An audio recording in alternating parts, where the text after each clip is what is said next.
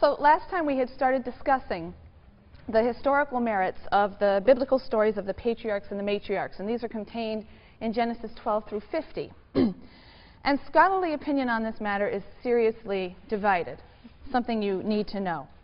Some scholars will point to internal biblical evidence for the authenticity and the antiquity of the patriarchal stories. So, for example, Nahum Sarna argues that representing Abraham and Isaac and Jacob as foreigners and strangers in Canaan is hardly a convenient tradition for a people who are seeking to establish their claim to its homeland. And if this myth of origins were the fabrication of a later writer, then surely they would have written the story in such a way as to give their ancestors a less tenuous hold or connection to the land. He also notes that some of the material in the patriarchal stories would be offensive to later religious sensibilities. Jacob is married to two sisters simultaneously. That is something that is explicitly forbidden in the book of Deuteronomy. So why wouldn't a later writer have cleaned up this ancestral record if this were in fact something composed at a later period? Also, he notes that the representation of inter-ethnic relationships in the patriarchal stories do not accord with the reality of a later period. So, for example, the Arameans are considered close kin to the Israelites. A wandering Aramean was my father, it says. Spouses are always chosen, daughters for sons are always chosen by going back to the Aramean people and choosing someone from close kin. But in the period of the monarchy, right, so that's going to be after 1000, in the period of the monarchy, there were very poor relations with the Arameans. They were bitter enemies. So why, according to scholars like Sarna, would a biblical author from that period portray the Arameans as close kin, unless they had some older established tradition that reflected that fact? So Sarna and other scholars hold that the patriarchal traditions are not entirely fabricated retrojections from a later period. They contain authentic memories of an earlier historic situation. The patriarchs, it's maintained, were semi-nomads. They lived in tents. From time to time, they wandered to Egypt or Mesopotamia, often in search of pasture for their animals.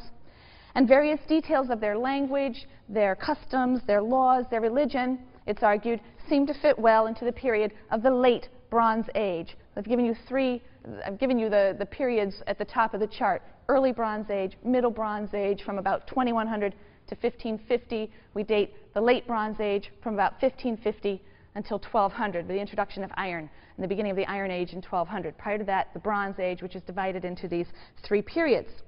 So that's, on the one hand, scholars who see these stories as reflecting historical memories and having a certain authenticity to them. Then, on the other hand, at the other extreme, you have scholars who see the patriarchal stories as entirely fabricated retrojections of a much later age, and they varied significantly as to when they think these stories were written, anywhere from the period of the monarchy all the way down to the 4th century, some of them. Works published in the 1970s by authors like Thomas Thompson, John Van Seters, take the position that these stories are filled with anachronisms, their chronologies are confused. These anachronisms and confused chronologies in the patriarchal stories are the rule rather than the exception in their view, and they are evidence of a very late date of composition. So you have these two extremes based on the internal evidence of the Bible itself, but you also have the same two extreme positions reflected in the discipline of archaeology.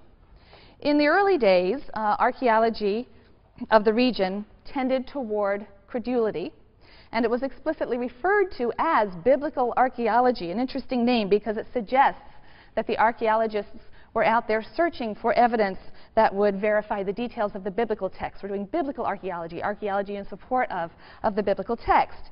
I mentioned last time William F. Albright, an American archaeologist. He believed strongly that archaeological findings were important external evidence for the basic historicity and authenticity of, for example, the patriarchal stories. And certainly some archaeological findings were quite remarkable. Scholars of the Albright school pointed to texts and clay tablets that were discovered in 2nd millennium sites. So you see down the bottom, 2nd millennium BC, obviously going down to 1000, 1st millennium 1000 to 0. And the 2nd millennium really wasn't longer than the 1st millennium, it's just that I ran out of board. But specifically, sites like Nuzi and Mari, I've placed them in their approximate places on the timeline. Nuzi and Mari were sites that are near the area that's identified in the Bible as being the ancestral home of the patriarchs in Mesopotamia, or on the highway from there to Canaan. And these texts and clay tablets were believed to illuminate many biblical customs and institutions. So, in the Nuzi texts, which are from about the middle of the second millennium, we learn of the custom of adoption for purposes of inheritance, particularly the adoption of a slave in the absence of offspring. And biblical scholars got very excited about this. They point to the biblical passage in which Abraham expresses to God his fear that his servant Eliezer will have to be the one to inherit God's promise because Abraham has no son. Also, according to the Nuzi texts, if a wife is barren, she is to provide a maidservant as a substitute to bear her husband's children. And this is something that happens with 3 out of the 4 matriarchs who are afflicted with infertility: Sarah, Rachel, and Leah. There are other parallels in family and marriage law that correlate with certain biblical details. In the 18th century, the texts from Mari, they contain names that correspond to Israelite names: Benjamin, Laban, Ishmael. So biblical scholars, buoyed up by these correlations between the archaeological finds, the texts found by archaeologists, and biblical stories, asserted that the patriarchs were real persons, and their customs and their legal practices and their social institutions could be verified against the backdrop of the second millennium as revealed by archaeological findings. However, it's been argued that some of these ancient sources have been misread or misinterpreted in an effort to find parallels with biblical institutions. A lot of gap filling is going on to make these texts look as though they correspond to biblical institutions. And skeptics like Thomas Thompson and John Van Seters point out that many of the biblical customs which are paralleled in ancient Near Eastern sources were still alive and well down in the first millennium. So references to these customs in the patriarchal stories really doesn't tell us anything about dating. They could derive from anywhere in the second or first millennium. And for other reasons, they think it is much more reasonable to date the composition of these stories to the first millennium, in some cases quite late first millennium. Furthermore, over time, many discrepancies between the archaeological record and the biblical text became apparent.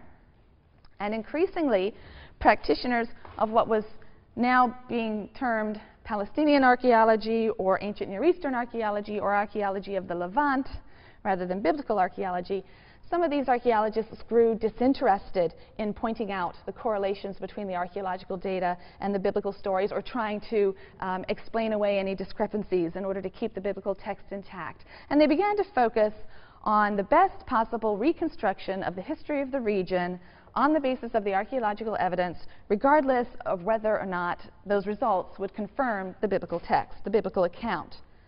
And in fact, this reconstruction often does contradict biblical claims. We're going to see this quite clearly in a few weeks when we consider the book of Joshua and its story of Israel's lightning invasion of the land of Canaan. The archaeological record just doesn't support such a story. Still, many people have clung to the idea of the Bible as a historically accurate document, many times out of ideological necessity. Many fear that if the historical information in the Bible isn't true, then the Bible is unreliable as a source of religious instruction or inspiration. And that's something they don't want to give up. And this is all really a very unfortunate and heavy burden to place on this fascinating little library of writings from late antiquity. People who equate truth with historical fact will certainly end up viewing the Bible dismissively as a naive and unsophisticated web of lies, since it is replete with elements that cannot be literally true. But to view it this way is to make a genre mistake. Shakespeare's Hamlet, while set in Denmark, an actual place, is not historical fact. But that doesn't make it a naive and unsophisticated web of lies, because we accept when we read or watch Hamlet that it is not a work of historiography, a work of writing about history. It is a work of literature. And in deference to that genre and its conventions, we know and accept that the truths it conveys are not those of historical fact, but are social, political, ethical, existential truths. and the Bible deserves at least the same courteous attention to its genre. The Bible doesn't pretend to be, and it shouldn't be read as what we would call objective history. And you see the scare quotes. You should be looking up there so you see the scare quotes. Objective history. In other words, perhaps a bare narration of events. To be sure, we do find that some events that are mentioned in the biblical text correlate to events that we know of from sources outside the Bible. So, for example, Pharaoh Shishak's invasion of Palestine in 924. This is mentioned in the biblical text. It's mentioned in the Egyptian sources. There's a nice correlation. The destruction of the northern kingdom of Israel in 722. The capture of Jerusalem in 597. The destruction of the temple in Jerusalem in 586. These are all recorded in the biblical text, and they are in Assyrian and Babylonian records as well as other events from the period of the monarchy.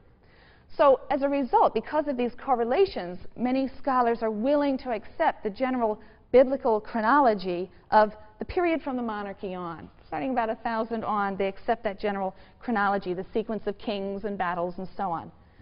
But ultimately, it is a mistake, I think, to read the Bible as a historical record. The Bible is literature. Its composition is influenced and determined by literary conventions and goals. Now, of course, we all know that there is no such thing as purely objective history anyway. We have no direct access to past events. We only ever have mediated access in material archaeological remains that yield information to us only after a process of interpretation, or in texts that are themselves already an interpretation of events and must still be interpreted by us. The biblical narrative is an interpretation of events that were held by centuries-long tradition to be meaningful in the life of the people. And to the biblical narrators, these events, known perhaps from ancient oral traditions, pointed to a divine purpose. And the narrative is told to illustrate that basic proposition.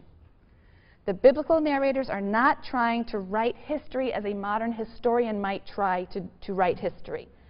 They are concerned to show us what they believe to be the finger of God in the events and experiences of the Israelite people.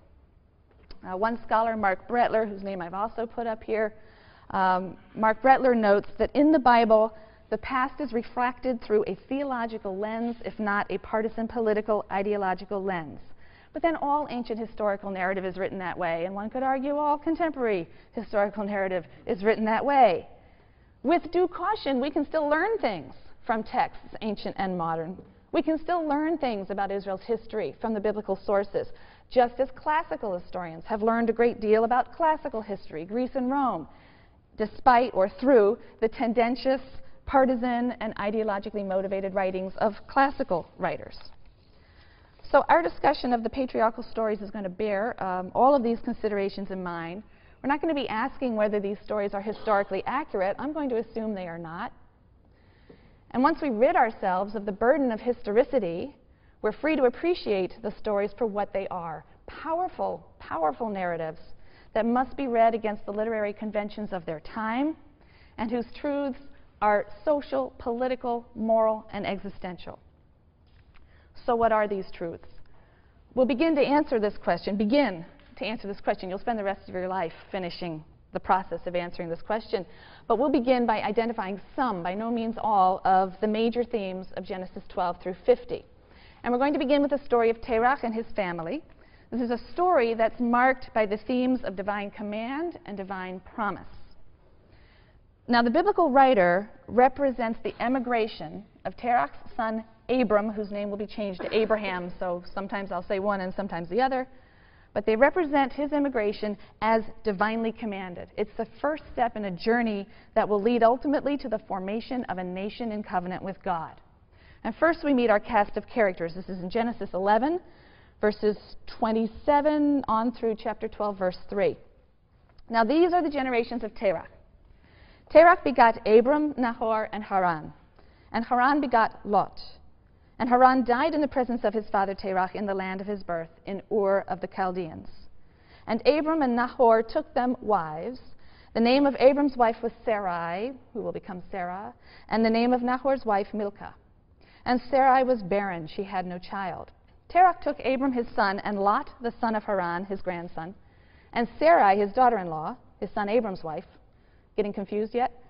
And they went forth together from Ur of the Chaldeans to go into the land of Canaan. But when they came to Haran, they settled there. And the days of Terach were 205 years. Then Terach died in Haran. And now the Lord said to Abram, "Go from your country and your kindred and your father's house to the land that I will show you. I will make of you a great nation, and I will bless you and make your name great so that you will be a blessing. I will bless those who bless you, and him who curses you I will curse. And by you all the families of the earth shall bless themselves." So Abram is commanded to go forth from his home and family to a location to be named later. All right? A location that remains for now unspecified. And this is a fact that has caused commentators for centuries to praise Abram for his faith. And that is a virtue. Faith is a virtue that is connected or associated with Abraham in other biblical contexts and also in later religious tradition. He is seen as the paradigmatic exemplar of a man of faith. The command is coupled with a promise. I will make of you, God says, a great nation, and I will bless you. But we have just learned in chapter 11 that Sarai is barren. It was a seemingly irrelevant detail whose import is suddenly clear. How clever of the narrator to plant the information we need to realize that Abram has to take God's word on faith.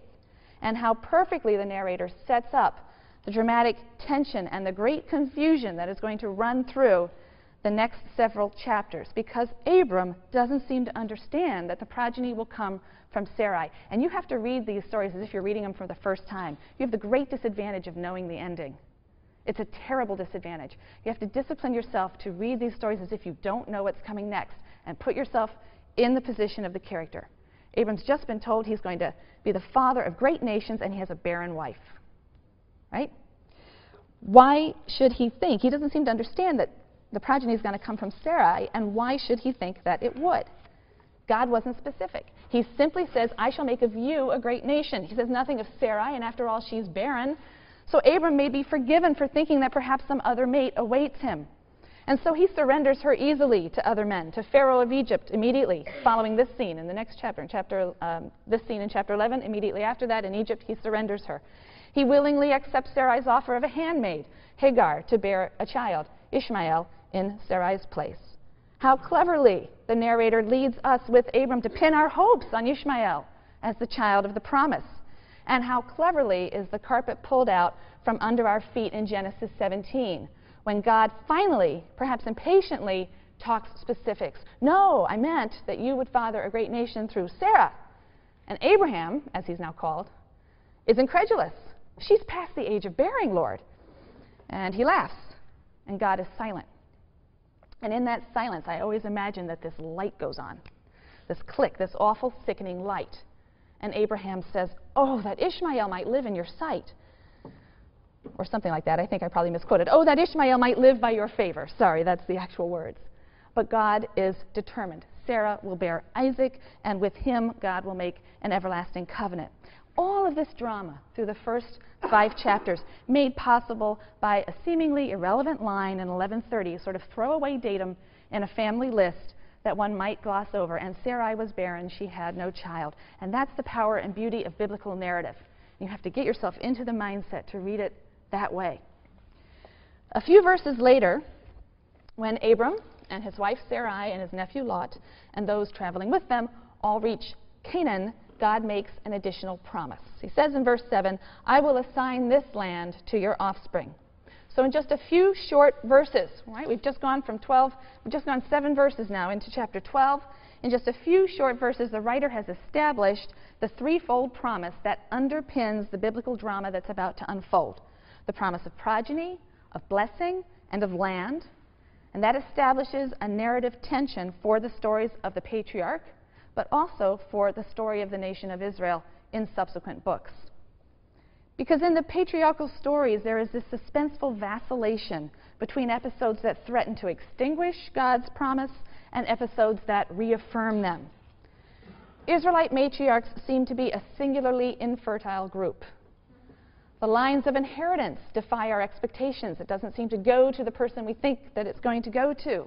The process by which the promise is fulfilled is halting and tortuous at times. We're going to look at one example of an episode in which the promise is affirmed and or confirmed, reaffirmed, and an example of an episode in which the promise is supremely threatened. In Genesis 15, God's promise to Abraham is formalized in a ritual ceremony. God and Abraham are said to cut a covenant. That's the verb that's used in making a covenant. And covenant is a central biblical concept. The Hebrew word for covenant, which I've written over here, is brit. It means vow, promise, perhaps contract, agreement, or pact. Parallels to the biblical covenant have been pointed out by many ancient Near Eastern historians and scholars.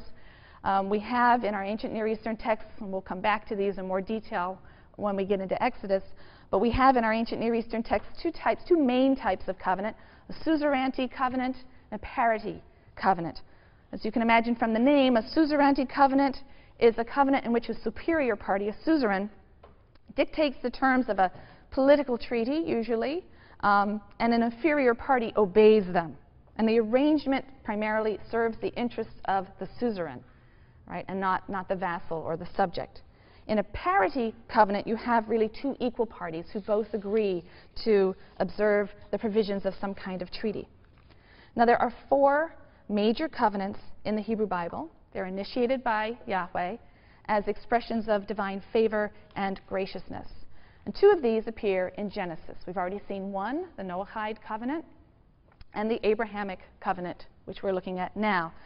Now, the Noahide covenant in Genesis 9, verses 1 through 17, is universal in scope, that encompasses all life on earth.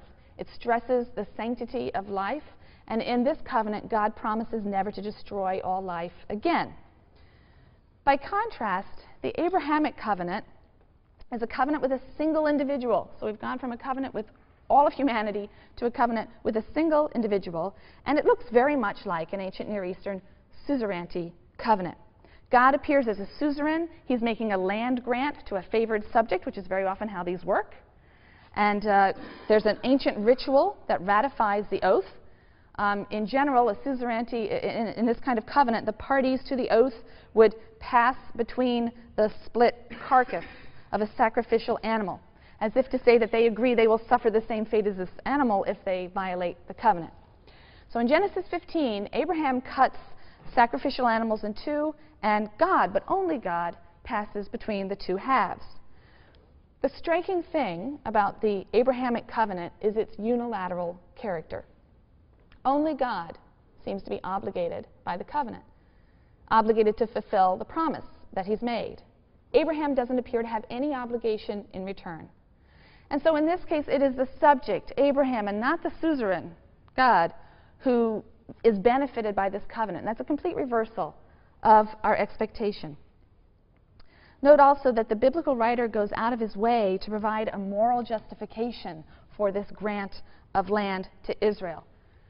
In the biblical writer's view, God is the owner of the land, and so he is empowered to set conditions or residency requirements for those who would reside in it, like a landlord. The current inhabitants of the land are polluting it, filling it with bloodshed and idolatry. And when the land becomes so polluted, completely polluted, it will spew out its inhabitants. That process, God says, isn't complete. So Israel's going to have to wait, right? The lease isn't up yet, and the Israelites will have to wait. He says in Genesis 15, verse 16, the iniquity of the Amorites will not be fulfilled until then. So here, and in other places in the Bible, it's clear that God's covenant with Israel is not due to any special merit of the Israelites or favoritism. This is actually said explicitly in Deuteronomy. Rather, God is seeking replacement tenants who are going to follow the moral rules of residence that he has established for his land. Genesis 17 seems to be a second version of the same covenant. This time, scholars attribute it to P, the priestly writer, the P source. And there are some notable differences emphasizing themes that were important to the priestly writer. So, God adds to the promises in Genesis 17 that a line of kings will come forth from Abraham, and then that Abraham and his male descendants be circumcised as a perpetual sign of the covenant. So here there is some obligation for Abraham. Thus shall my covenant be marked in your flesh as an everlasting pact. failure to circumcise is tantamount to breaking the covenant, according to the text. Now, circumcision is known in many of the cultures of the ancient Near East. It's generally a rite of passage that was performed at the time of puberty, rather than a ritual that was performed at birth, 8 days after birth. So that's unusual in the Israelite context to have it occur with infants. But as is the case with so many biblical rituals or institutions or laws, whatever their original meaning or significance in the ancient world, whether this was originally a puberty rite or a fertility rite of some kind, the ritual has been suffused with a new meaning in our texts. And so circumcision is here infused with a new meaning. It becomes a sign of God's eternal covenant with Abraham and his seed. So these texts are typical of affirmations of God's promise. But despite them, the patriarchal episodes or stories are peppered with episodes in which the realization of the promise and blessing is threatened.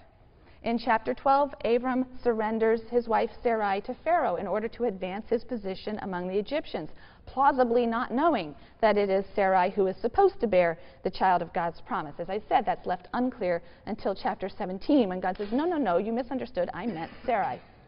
God intervenes, however, and returns Sarah to Abraham. Sarai's barren state really casts a shadow over the promise from the very beginning of the story of Abraham and Sarai.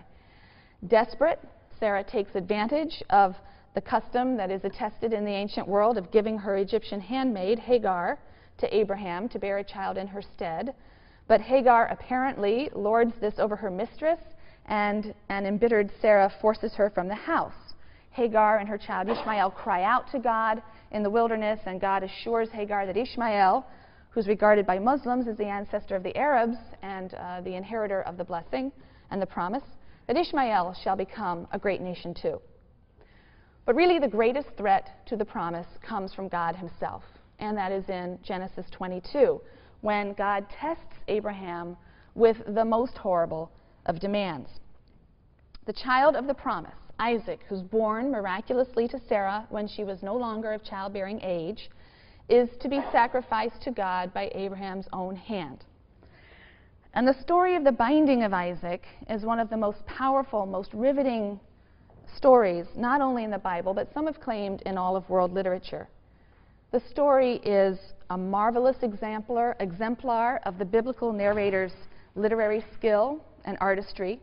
This week's assigned reading includes selections from Robert Alter's book, The Art of Biblical Narrative, which I heartily recommend to read in its entirety. Alter describes the extreme economy of biblical narrative, economy in the description of physical settings and character as well as speech. Rarely does the narrator comment on or explain a character's actions or thoughts or motives. There's only the barest minimum of dialogue. And on the few occasions that the Bible will violate this principle of verbal economy, for example, if two characters converse at length, you can be sure it's significant. You'll want to pay extra attention. The biblical narrator's concealing of details and the motives of the characters, God and Abraham and Isaac, leads to ambiguity and the possibility of very many interpretations. And that is a striking characteristic of biblical prose. Its suppression of detail, its terse, laconic style, that makes the little that is given so powerful, so fraught with background, to use the phrase of Erich Auerbach, whose article you are also to read this week. Auerbach contrasts the literary style of Homer with the biblical writer's style, specifically in connection with the story of Genesis 22. The ambiguities and the indeterminacy of the story make it one of the most interpreted texts of all time. Why is God testing Abraham? Does God really desire such a sacrifice? What is Abraham thinking and feeling as he walks? For 3 days already walks with his son, bearing the wood and the fire for the sacrifice. Does he fully intend to obey this command, to annul the covenantal promise with his own hand? Or does he trust in God to intervene? Or is this a paradox of faith? Does Abraham intend faithfully to obey, all the while trusting faithfully that God's promise will nevertheless be fulfilled? What's Isaac thinking? Does he understand what is happening? How old is he? Is this a little boy or a grown man? Is he prepared to obey? He sees the wood and the firestone in his father's hand. Clearly a sacrifice is planned. He's got 3 days to figure that out. He asks his father, where is the sheep for the burnt offering? Does he know the answer even as he asks? Does he hear the double entendre in his father's very simple and solemn reply, which in the unpunctuated Hebrew might be read, the Lord will provide the sheep for the offering, my son? Does he struggle when he's bound? Does he acquiesce? The beauty of the narrative is its sheer economy. It offers so little that we as readers are forced to imagine the innumerable possibilities. We play out the drama in countless ways, with an Abraham who's reluctant and an Isaac who's ignorant, or an Abraham who's eager to serve his God to the point of sacrificing his own son, and an Isaac who willingly bares his neck to the knife. Read the story one verse, one phrase, one word at a time. There are so few words that you can be sure that they were chosen with care.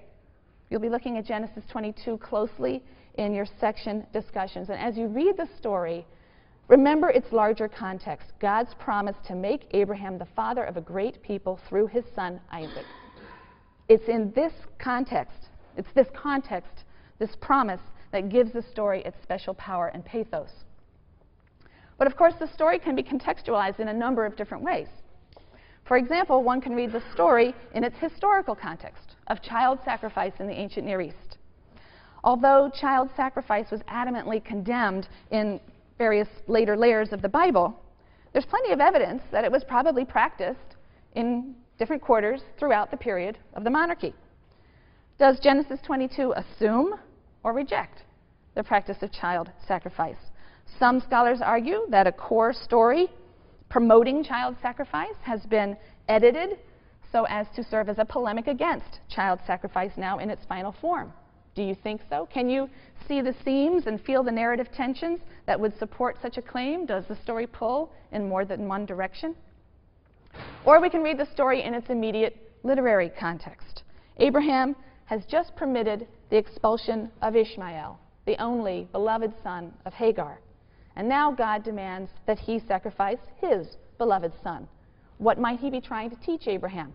Is this a trial in the sense of a test, or a trial in the sense of a punishment? The Hebrew term can tolerate both meanings.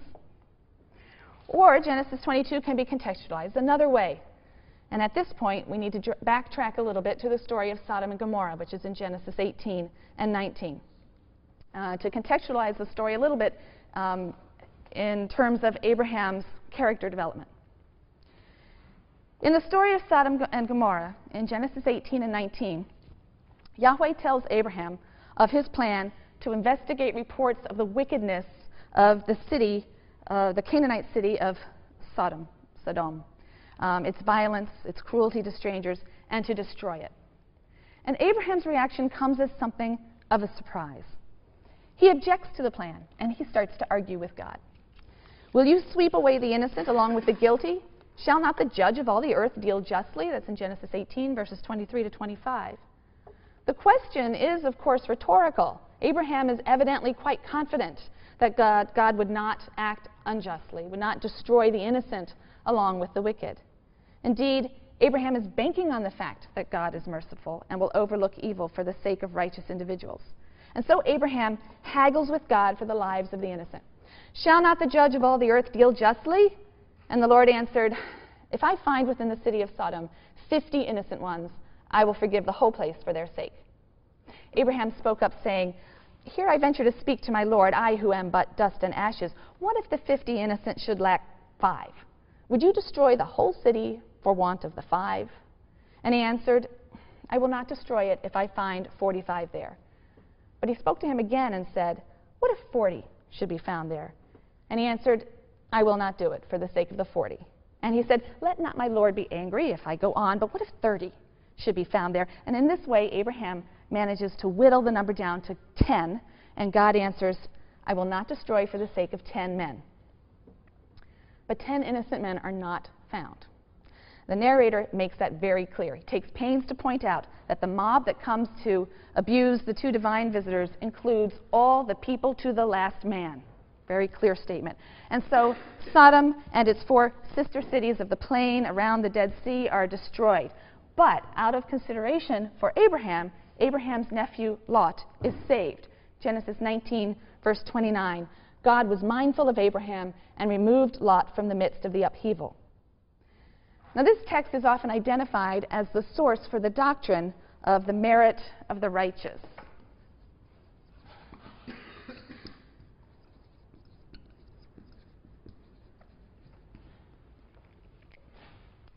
Which is the idea that someone who is not righteous is spared for the sake of or on account of the accrued merit of one who is righteous. So Lot himself is no prize, but he is spared on Abraham's account. It's an idea that will have repercussions in later biblical thought. In this story, we see Abraham rising to the defense of a thoroughly wicked and reprehensible group of people, arguing quite pointedly that the innocent should never be wantonly destroyed. Can this be the same Abraham who, a few chapters later, when told to slaughter his only son, his perfectly innocent and presumably deeply loved son, not only makes no objection, but rises early in the morning to get started on the long journey to the sacrificial site? What are we to make of the juxtaposition of these two stories? Which represents behavior more desirable to God? Before leaving this story, I just want to make two quick comments. First, I've included in your reading packet, and it's uploaded on the website, a very interesting article by a writer who relates her efforts since childhood to understand why Lot's wife should have been turned into a pillar of salt as punishment for looking back as she fled from her burning home. It's not a biblical scholar, but someone who's simply reading the text and reacting to the text. Was this, in fact, a punishment, or was it a mercy? Second, the story of Sodom and Gomorrah has often been cited as a biblical condemnation of homosexuality, as if the Sodomites were condemned to destruction because of homosexual behavior. And in fact, the very terms sodomy and sodomize represent this interpretation. But the idea that the fundamental sin of Sodom was homosexual behavior is not present in the Hebrew Bible. It appears only in later documents. It's found in the Christian New Testament, in the book of Jude, chapter 7, verse 2, book of Peter, chapter 2, verses 6 through 10, and subsequent interpretations. The Sodomites, like the generation of the flood, stand condemned by the outcry against them, particular Hebrew word that's used to refer to outcry. It's a term that's generally associated with the appeal of victims of violent oppression, bloodshed, injustice. The Sodomites, God hears this outcry of victims against the Sodomites. The Sodomites' violation of the unwritten desert law of hospitality to strangers, their violent desire to abuse and gang rape the strangers that they should have been sheltering. This is merely one instance of a pattern of violent brutality.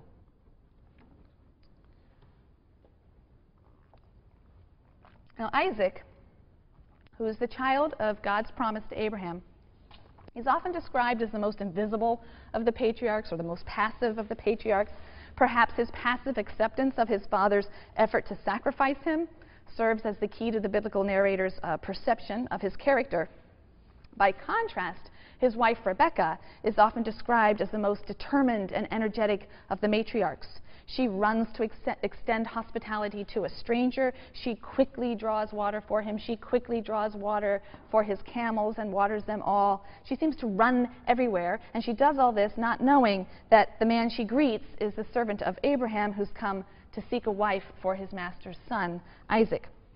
Rebekah herself personally accepts the offer of an unknown bridegroom in a faraway land and overrides the urgings of her mother and her brother to delay her departure. No, she says, I'm ready to go. I'll go now. There's a very moving conclusion to the betrothal story. We read in Genesis 24, verse 67, that Isaac brought Rebekah into the tent of his mother Sarah, and he took Rebekah as his wife. Isaac loved her and thus found comfort after his mother's death. But like the other matriarchs, Rebekah is barren. So Isaac pleads with the Lord for a child on her behalf, and Rebekah becomes pregnant with twins. The older child is Esau. Esau will be the father of the Edomites, and the younger is Jacob, who will be the father of the Israelites. Now, Jacob is the most fully developed, the most colorful, and the most complex of the patriarchs. Jacob has long been identified by commentators as the classic trickster, a type that we know from folklore. Mark Brettler has described the Jacob stories as a kind of morality tale, the main message of which is trick and you shall be tricked. Jacob tricks his brother out of his birthright, and in turn is tricked by his brother-in-law, his wife, and later his own sons. How much of Jacob's trickery is really necessary? After all, Rebekah, who suffers tremendous pain during her pregnancy, is told by God that the twins who are fighting and struggling for priority in her womb will become two nations, the older of which will serve the younger. That happens in Genesis 25, verse 23. 2 nations are in your womb, 2 separate peoples shall issue from your body. 1 people shall be mightier than the other, and the older shall serve the younger. And indeed, the real-life nations of Israel and Edom were longtime enemies, because Esau is the father of the Edomites, according to the biblical text. And for a time, Edom was subjugated by Israel, according to the biblical text, under King David.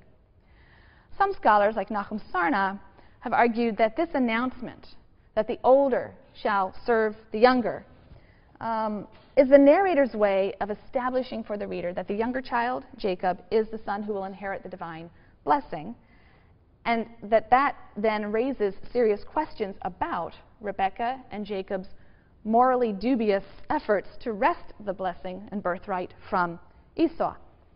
Are we supposed to be comforted by the fact that they are fulfilling a divine plan? Are we supposed to conclude that it's all right to fulfill a divine plan by any means, fair or foul? Or are we to conclude, as Sarna and others suggest, that Jacob's possession of the birthright was predetermined? It was disengaged from all of his acts of trickery. And if so, then Jacob's efforts are indicative of a deceitful and narcissistic personality. He takes advantage of Esau's hunger, offering him a pot of lentil stew in exchange for the birthright. He and Rebekah plot to deceive Isaac in his dotage into bestowing the blessing of the firstborn on Jacob instead of Esau. So perhaps by informing us that Jacob had been chosen from the womb, the narrator is able to paint a portrait of Jacob at this stage in his life as grasping and faithless, a great contrast to his grandfather Abraham. Now, Jacob's poor treatment of his brother Esau earns him Esau's enmity, and Jacob finds it expedient to leave Canaan and remain at the home of his mother's brother, Laban. On his way east back to Mesopotamia from Canaan, where Laban resides in Mesopotamia, Jacob has an encounter with God. At a place called Luz, Jacob lies down to sleep, resting his head on a stone, and he has a dream in which he sees a ladder. The ladder's feet are on the earth, it reaches to heaven, and there are angels ascending and descending on the ladder. And in the dream, Yahweh appears, or God appears to Jacob, and reaffirms the Abrahamic or patriarchal covenant. He promises land, posterity, and in addition, Jacob's own safety, his own personal safety, until he returns to the land of Israel. And Jacob is stunned. We read in Genesis 28, verses 16 and 17. Jacob awoke from his sleep and said, "Surely the Lord is in this place, and I did not know it." Shaken, he said, "How awesome is this place!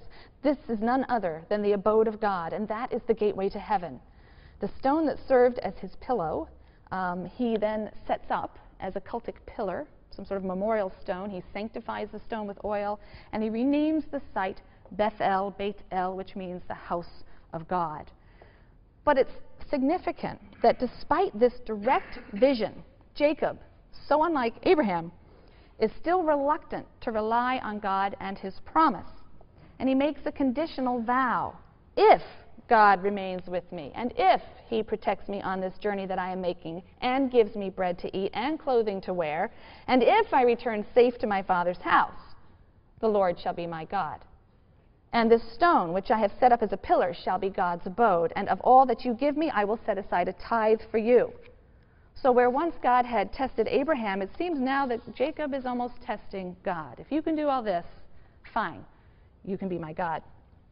Well, Jacob spends some 14 years in the household of his uncle, his mother's brother, Laban. And Jacob meets Laban's 2 daughters. Leah is the elder daughter, and Rachel is the younger. And he soon loves Rachel.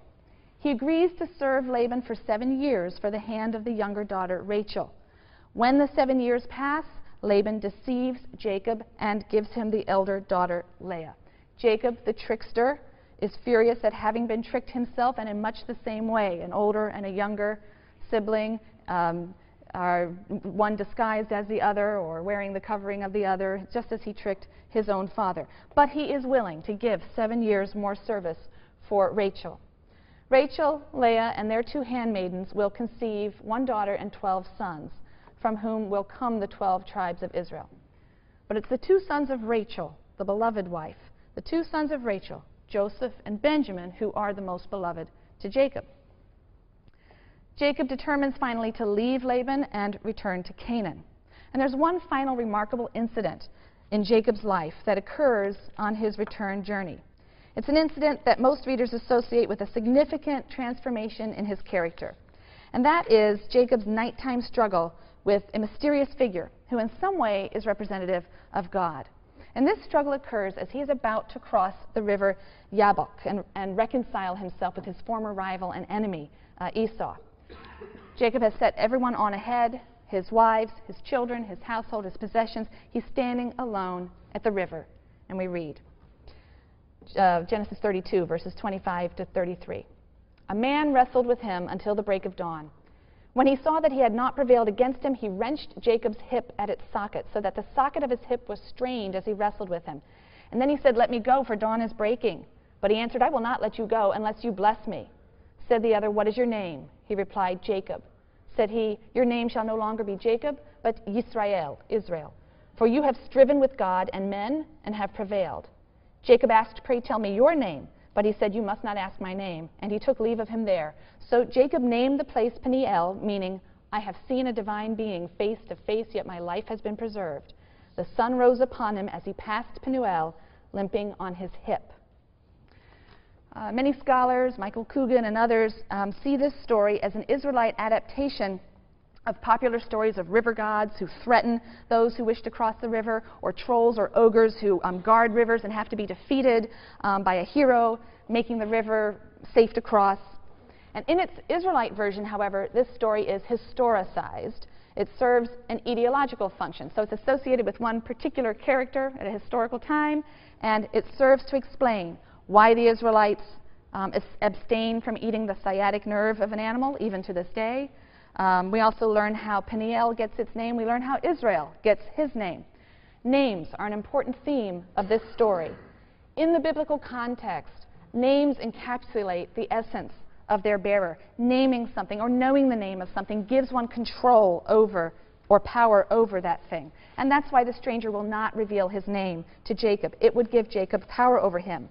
Jacob's own name is the occasion for some punning in this story. His name is built on this root, Yaakov. It means to supplant or uproot. He emerges from the womb grasping his brother's heel. Akiv here, the word for heel, is based on that root. It's part of his effort to supplant Esau right at birth, and he continues that effort at supplanting through his early life. The writer makes that explicit in Genesis 27, verse 36, when Esau cries out, "Was he then named Yaakov that he might supplant me these 2 times? Yes. And in this chapter, Jacob wrestles. The word for wrestle is built on this root, just switching 2 letters.